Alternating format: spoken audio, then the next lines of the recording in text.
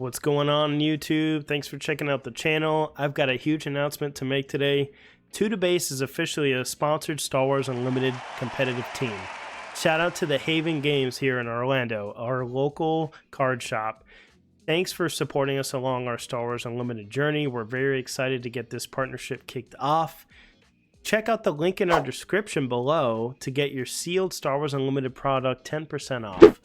Thanks for being here, everybody. I hope you guys enjoy the video, and we'll see you later.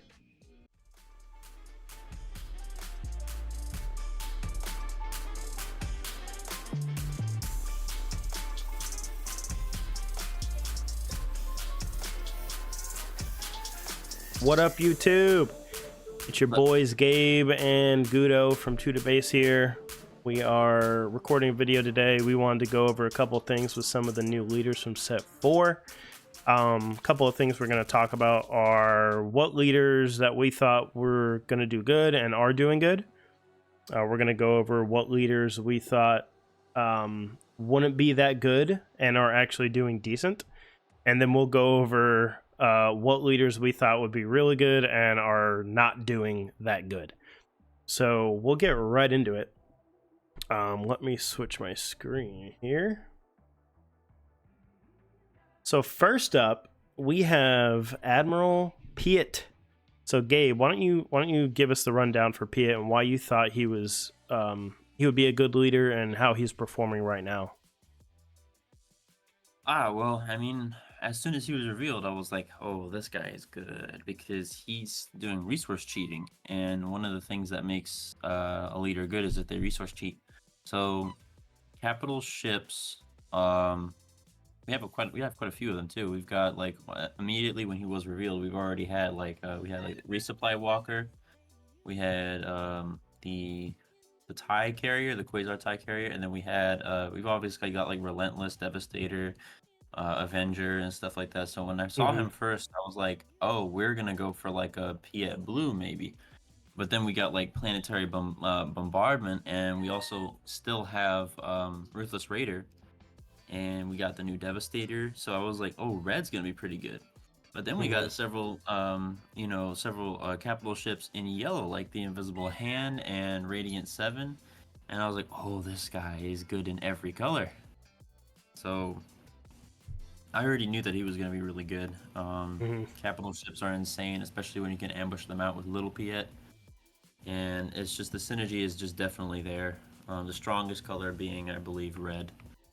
With thermal oscillator, you'll be able to grab a capital ship with planetary bombardment more easy, more consistently. So yeah, and John Carr has definitely shown that this leader is really powerful in the locals that he's been to already. Yeah, and just so for those watching who don't know, John Carr is a local player who's very good. Cool. And I always find him in that command villainy color too, with the most decks. And I think last set he was really high on boss green, so it doesn't surprise me that he's still in those colors, but with a different leader. I don't know if it's something that he's like championing or if he just had brought it out to locals. But I played against his Piett red deck, and it was a battle, for sure. Yeah. And he pulled off some shenanigans for sure. Yeah, and in my experience with Piett, I played the only real build. I played the red build first, like early on during the spoiling, and then I went into blue when Colossus was spoiled, and then we just have stuff like the fleet interdictor. I don't know how to say it, but the 7 cost. Yeah, perfect. You said it perfectly. The 7 cost ship that's a Sentinel in space, I think, is a real roadblock for a lot of decks. I mean, yellow is rampant right now, so bouncing things is there, but you'll just be able to play it again for cheap if they do that, so it doesn't really matter. And I think it's got a 1 defeated effect too. That's pretty cool. What is it that it kills a 3 cost ship when it does? Yeah, yep. 3 cost space unit. If you're playing that in Thrawn, you get to trigger that twice. Yeah, I mean, a 5 cost 6/6 that's a Sentinel in space is just ridiculous. Yeah, and doing that on Piett's flip is huge. Yeah, and you could do that into like a overwhelming barrage, which is pretty crazy. I think blue has been pretty good for me in my experience playing it. It doesn't have planetary bombardment or devastator, new Devastator, but it has access to all the really big bad ships, and then you have some removal with blue, and then you're able to play Colossus and pop in the Pershings in there, so you can pop that guy down on turn 1, so you're able to get that at least one card draw off before your opponent Tarkin Towns it, so that offsets the card you're missing when you use the new base. The other cool thing is just him being a big body when he flips on the 5 resource turn, I think is helpful. So he's able to survive at least 1 or 2 turns. So that gives you 1 or 2 big ships that you're able to pop out early. So I think he's solid. And then he, of course, plays ramp. So all that into consideration, I think he's a solid leader. Oh, yeah. Then we'll go into Kaz, and I have my thoughts on Kaz, but I'll let you go first because we do think he was a good leader and is performing good. So give me what you got. So I've seen a lot of people on Carabas with this leader, and the main color that I was thinking of was red with thermal oscillator. First I started with Tarkin Town because Tarkin Town was already, like yellow red with Tarkin Town was already really, really strong.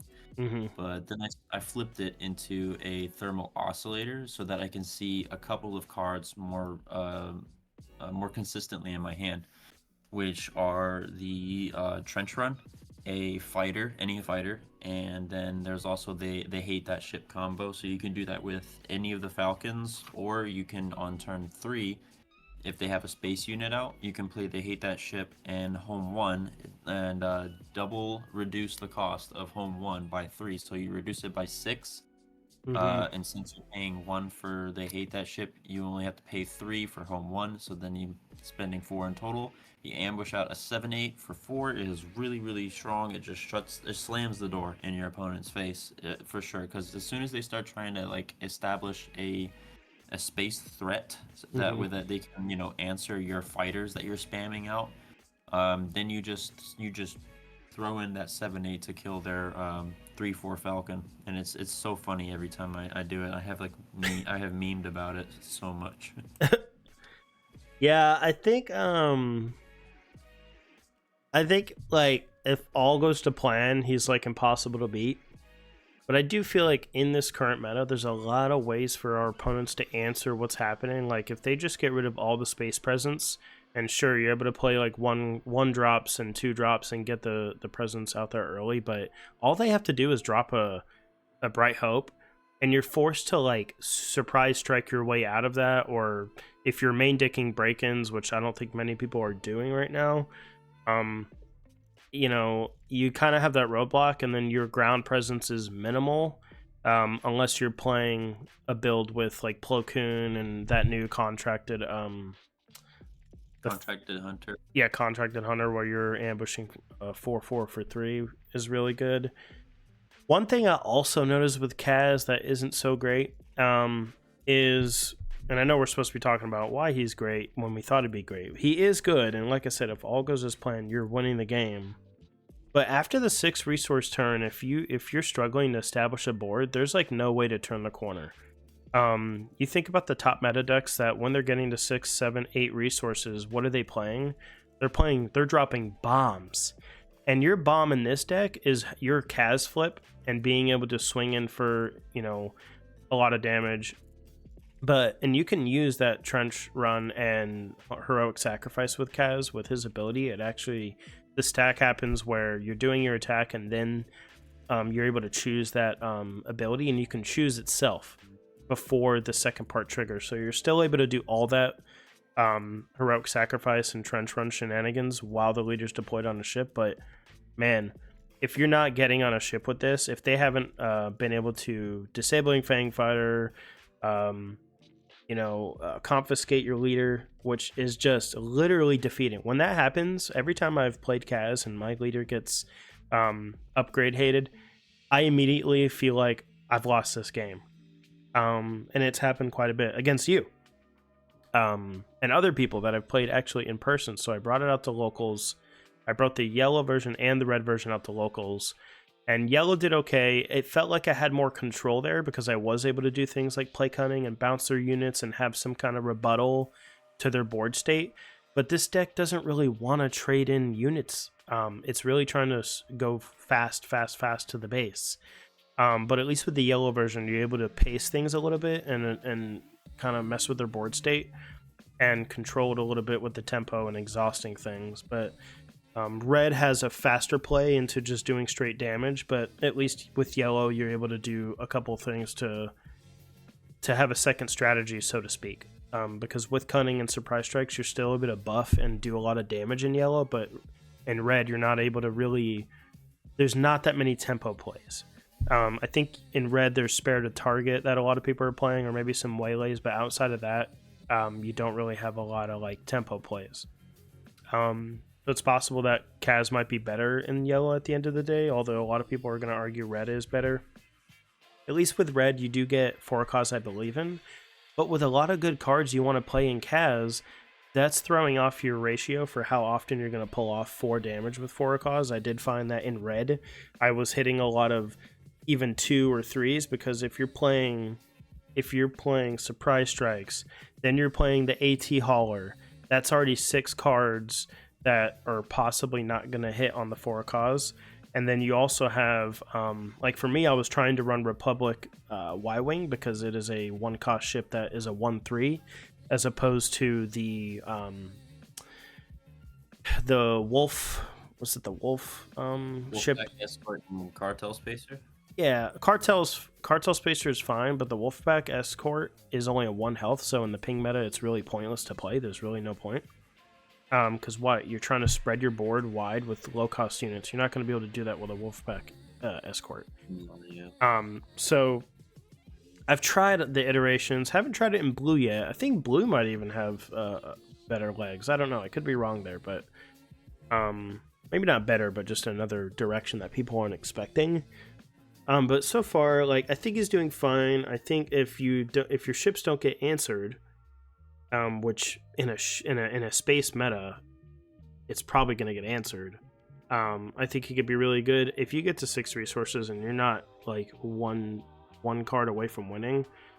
You're probably not going to be able to turn the corner, just with what the meta is right now, in my opinion. Yeah.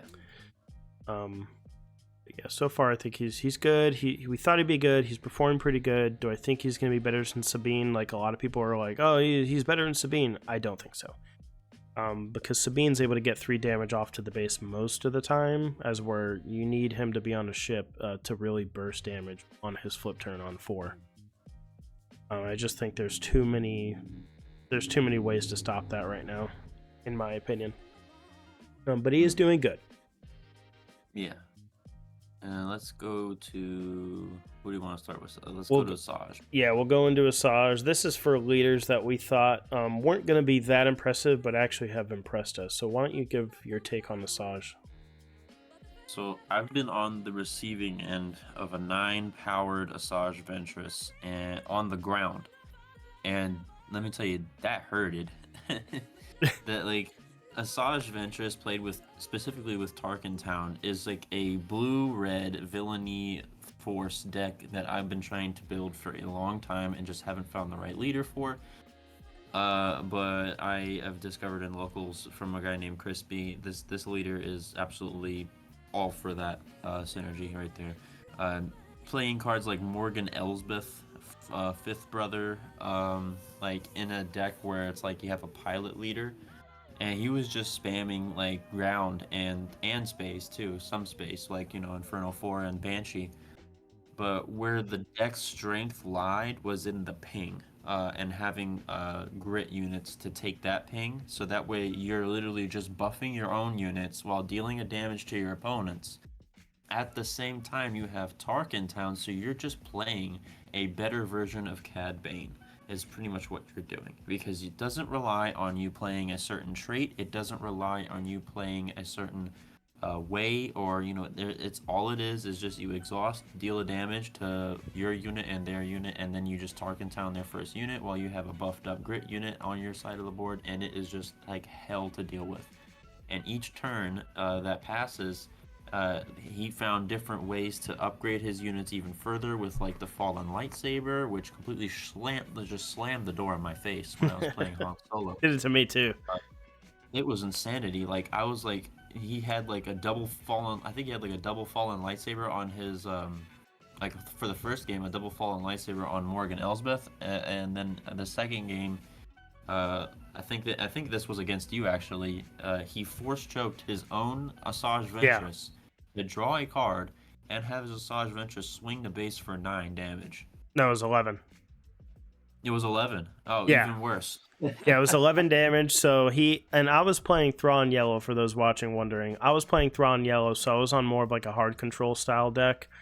And I was staying alive until like the 6-7 resource turn, but then I just couldn't, even with healing. He's able to do unfair things like play Maudie and sacrifice it so he can ready Asajj and swing again.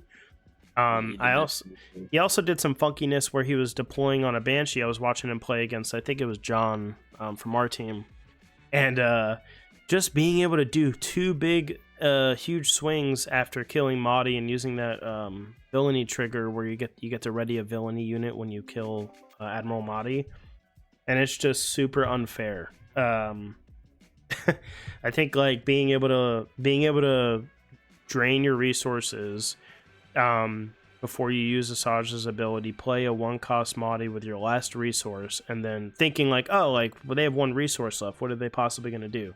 They're going to swing again for 11. So that right there is like enough to set her up and play her. I think the deck is pretty good. I think deploying on 6 is the only maybe hill you have to climb with her, because in that color with red you're not ramping, but interesting for sure. I thought it was great. It's an incredible deck. It was very like a complete 180 of what I thought of this leader was just seeing it against me. Yeah, and I guess we look at it and we're like, in a ping meta, you're pinging your units already, and then what? You get pinged by a ping leader, and then your grit units are dying because there's other ping leaders out there. But I think if you're able to trade out units pretty good, I think, with this deck because of grit, and the ping. So it's finding its way. We'll see how it does, like in competitive play, but in locals play, definitely seeing a spark from this deck for sure. Yeah. Han Solo. We got the new Han Solo, Never Tell Me the Odds. So you thought this was a leader that would be okay and is actually looking interesting. So, and I know you're working on a build right now. Yeah. Both John and I are working on a double yellow build. This leader, when it was initially spoiled, I was like, oh my gosh, this is so great. Because, you know, it just felt like, you know, the old days of Boba. Like, it was like, wow, have they not learned? You know? But after building him, when he was revealed, after trying to build him in any color, I just couldn't make him work. But once the set released, John came to the... I was trying to find a deck to build with double yellow cards because it's all my collection really could, you know, have. And I saw John was building this double yellow deck with the new Han. And as I was like you know, watching him build it, like I love first of all, I love the artwork on this Han Solo. It looks fantastic.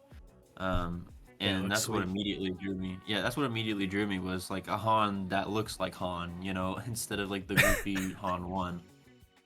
And so I was like immediately drawn to that. I saw it was in double yellow. I saw that John was really high on it, and he was like, yeah, this is actually really, really good. It's really solid, consistent, and it draws a ton of cards. A combination with him that I did not foresee was that you can actually look at the top card of your deck without attacking with a unit or even having a unit, and then you can play C-3PO to immediately draw that card. And it is such a combo. I played against you, and you had like 11 or 12 cards in your hand at one point. And then, you know, like most people look at C3 and they're like, he'll maybe draw a card. And then you end up playing against this deck. It's like, oh, wait, that C3PO is an auto kill in this deck because he's drawing you a card every single turn because you're able to see it. He's always drawing a card. Yeah. Yep. It is never not drawing you a card. Yeah. You will at least be able to do it once. You're even when you just play it, right? Because is he on play too? Yep. Yeah, so on play, you're drawing a card guaranteed, and that is enough to be like, okay, I'll put this in my deck. Yep.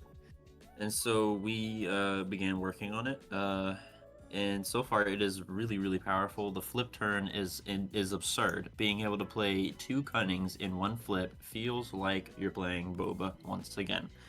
Because, and even worse too, because sometimes you can go Cunning, 1 drop, and then flip, ready all 5 resources, play another Cunning and another 1 drop, because what Boba was sometimes missing was card draw. That ain't a problem here. We have Bosch, we have C3PO. Like, those 2 cards alone draw you an insane amount of cards. Boschek gets you 2 cards, and C3PO can sometimes get you 3, 4, or 5 cards. It gets really insane how many cards you got in your hand. Yeah, interesting deck. I wonder if like he'll end up popping up somewhere in the competitive play, because a lot of people will probably just say, well, just play Han 1 yellow, and well, maybe we're trying to take a different route and try something different. Having more options in your hand is great. This deck is definitely more burst. It's draw a bunch of cards in the first couple of turns, and then just dump hand on the flip. Yeah, it's really cool. Yeah, with that, readying resources is really crazy. Always cheating resources means good, and that so far it's been doing decent, I think. Oh yeah. And our last category, which I think is very interesting, it's going to be comments, guys. Like, honestly, drop the comments of what you think, how we're way off or how we're on point with some of this. But we're going to go into leaders that we thought would be very good and are mediocre. Oh yeah, the leaders, yeah. We'll talk about Thrawn first. So yeah, I feel really bad about this guy. I want to go first on this. Thrawn was actually the first deck out of set 4 that I built. I literally threw a bunch of 1 defeated cards in the red version. I thought he was amazing. And then as the cards got revealed when the set came out, we started to play a little bit more. And I felt like maybe the 6 deploy was really holding him back as well. But he, in all colors, I've played yellow, red, and green. I think green has the most gas and can turn the corner really well when it gets later game. But I thought he would be a top, like, this guy's going to be badass, like, no doubt going to be top meta. But I think he's, at best, a fun deck to play, and maybe in future sets he can end up being very good as we get more 1 defeateds. But what are your thoughts? So when I first saw him, I immediately was like, exploit! Because I was so excited to be able to play Val and then exploit a gigantic Bactoid for 9 damage, because you get double the XP from Val, so you get 4 XP tokens, and you can ambush a 9/10. Because you can trigger that first. You can trigger her. You can trigger her and Thrawn first before you actually execute the ambush. Yep. So it can ambush anything. Being able to like put a 9/10 on the board on turn 3 just made me feel so happy. Or even a 10/10 Count Dooku if you go in red. That was just ridiculously incredible. But the thing I did not account for was the color yellow and the card named Waylay. Not only that, but like it just suffers into bamboozle, because you do your Val play, they bamboozle it, or they waylay what you exploit. So even in set 3, that was exploit's biggest issue, was that yellow was so good, and a lot of people were playing yellow. And now here we are, set 4, and we're sort of seeing the same thing. Yeah, it feels so bad when you've finally established a gigantic unit, or you've gotten a lot of things right, and you try and put a big exploit card down, and it gets waylaid immediately. Or it gets felled the dragon, or it gets like no good to me dead. You know, just all the yellow cards immediately destroy this. And what are the best decks right now? They're all yellow. Yeah, they're all going to have some kind of disruption of removing a unit from the board or tapping it down, so you're exploiting, and then they're claiming, and then if they're Django, they're just going to exhaust your malevolence, so you're not able to take full advantage of the exploit. So I think that that right there is enough to be like, well, against casual locals, I think it could be a fun deck to bring out. Like yesterday, I took Thrawn Yellow out, which is a more hard control build, and I had fun. I lost one, and then I won one, and then I got a bye. So, so I went 2-1, but it felt fun and it was nice. I just don't know if I'll be bringing it to Atlanta yet. I'm a week away from going to Atlanta for the Boston Invitational, and I don't know what the hell I'm playing. If there is a build out there for Thrawn, I think it has to be red, Yeah. and it has to not include that many exploit cards, if any at all. Yep. Maybe like self-destruct, like how John Rinkovich was doing with Yeah. self-destruct and the contest. My build, I'll just pull mine up real quick anyway. Screen. My first build was a hard control version in red. So what it was doing was, here it is, ATL Thrawn, my first pass. This is the first deck. But what it was doing was, it's playing like, okay, the ground units, you've got the Ohm Officer, so when it dies, you're doing 4. It's really doing burn damage, mostly. It's keeping the board clear while establishing small little units that have when defeated effects like the Onyx Squadron, the Droid Missile, and the Star Wing. Star Wing, oh yeah, it's a 4/1, it gets pinged and dies. When it dies, though, you're drawing 4 cards. I don't even care to swing with this thing. Like, my end game isn't to kill you with a Star Wing. That's drawing my 4 cards, so I have all this removal. Confiscate, Merciless Contest, Open Fire, Power of the Dark Side, all those big removal cards, Fell the Dragon, Planetary Bombardment, for when their board is empty and I'm throughout the game, all I'm doing is hard controlling them with removal. I get to my Planetary Bombardment play and they're taking damage to the face. So I thought this build was really good. I might come back to it. It doesn't have exploit in it at all, but it's playing a Crate Dragon for top end. It's got a Snoke in there, and it's doing Chimera things and doubling up on when defeated effects. And Heavy was actually an all-star here. People are thinking, why the hell do you have a Clone Trooper in here? Because you're able to establish the board by removing their units while keeping your little guys alive. So he's swinging for 6 most of the time. And then doing a Val trigger where you're able to give 2 XP, which is 4 with Thrawn onto Heavy, is really good. But like you said, some of this you can't really count on with bounce. But if they want to bounce my droid missile platform, go ahead. If you want to bounce my Star Wing early game, go ahead. But late game, I've got my Devastators, my Ruthless Raiders, my Avenger coming out. So I think I might revisit this build. But Thrawn, like, we thought he'd be game breaking. He is okay, but not performing where we thought. No. And then finally, we've got Vader. This one's still a toss-up, I think, as we were talking about before we started recording. We were talking about, do we put Luke in this category where we thought this would be a game-breaking leader and then isn't really doing well? It was between Vader and Luke. We chose them two. Ironically enough, it's father and son. But so far in testing, like, some people said yellow Vader is like where he's best at. I think people are still figuring him out, but what do you think? Well, he was really, really good in pre-release, and I played him in my last pre-release over at Flashpoint, but he was just, building him. There was like a huge question of wait, what am I supposed to be doing with this deck? Because it's like you play yellow, you want to play a triple dark raid deck. And that works when when you're making these little 1/1s, it's like you lose out on a whole lot of action strategy. You never have initiative, and you're not aggro enough with green and yellow. And then if you play red, you get Ruthless Raider and stuff.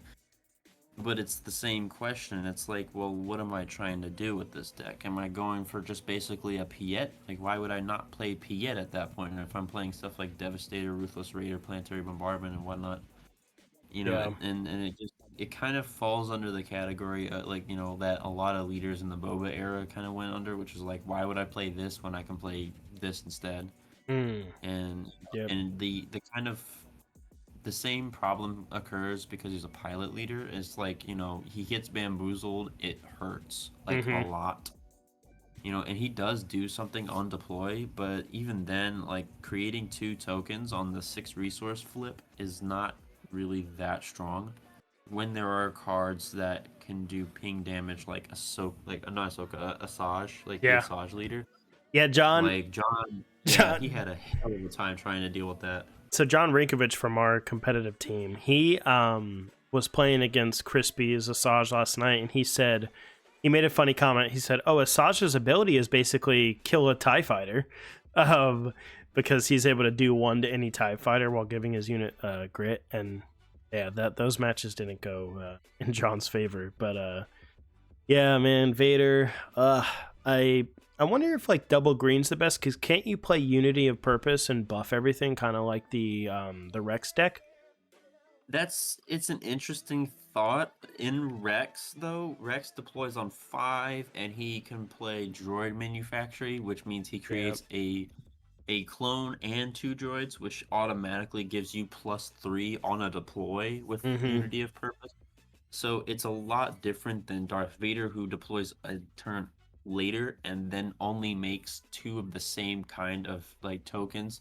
I mean, you can probably play droid manufacturing, but at that point you're playing a 6 to deploy leader with droid manufacturing, and coming from somebody who played IG-88 droid manufacturing with a 5 to deploy leader, that still was very, very difficult to pull off. Yeah. I think it's an interesting combo with Unity of Purpose. I think Darth Vader doesn't really benefit from yellow much because of triple Dark Raid. I guess you could use triple Dark Raid in Vader and it would be interesting, but yeah, I don't know. I think he's strong when he deploys. He's susceptible to upgrade hate on the space side, but he could be a big body on ground, which is nice. But for 6 resources swing for 5, it's not that bad. I think that's above rate on a ground deploy, versus some of these other leaders. But yeah, we'll see if somebody cracks it and really comes up with a way to make this work. But if you're making only TIE fighter tokens, that leaves you susceptible to clear the field. And I mean, all you got to do is get 8 resources and drop a Snoke, and then the deck turns off. So I don't know. Maybe someone will prove me wrong on that. I know there's a lot of cool green cards that have come out this set, like No Apology, or Apology Accepted, or something like that. Yeah.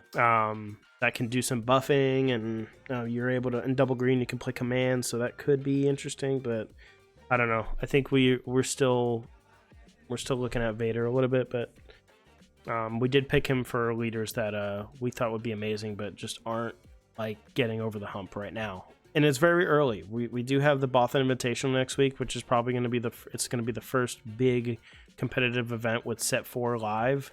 So we'll see how that turns out. And I'm happy to say we are in it. TwoToBase will be in the 3v3 on Friday next week. And we are going to be the first featured match of the weekend. So tune into McClunky's stream on Twitch once they go live on Friday next week, and you'll be able to catch us playing live. So we'll see how that goes. I won't be there, but you'll be there, right? Yeah, me, Sean, and Kyle from Atlanta will be there representing TwoToBase, and then I will be in. All 3 of us will be in each heat of Friday, Saturday, Sunday. Well, no, we'll be in the 3v3 on Friday, and then we're going to be in the first heat of Saturday and Sunday. So it's a full weekend. I'm really excited.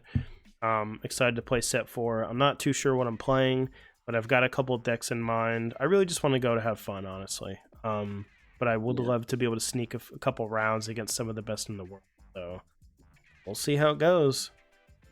Let's make it happen. We'll go to the final thoughts segment here, but Gabe, thanks for meeting with me and putting this video up and doing a little recording of some of these leaders. I've been wanting to do this. The last week was a little crazy with work and life, so I haven't gotten to put out a video, but thanks for meeting with us. I think this week between now and Sunday, we'll be able to put something else out. I do want to put a recap of our locals and some of our turnout of how we've been doing as a team. But yeah, no, thanks YouTube for hanging out with us. If you like what you see and you enjoyed the video today, hit that subscribe button. If you have any comments about any of the leaders we talked about today and you want to let us know how we're wrong or where you think we're right, let us know. And then, of course, visit TwoToBase.com to check out some of our blogs that we've been dropping. Other than that, I hope you all have a good day, and we'll see you on the next one. See ya.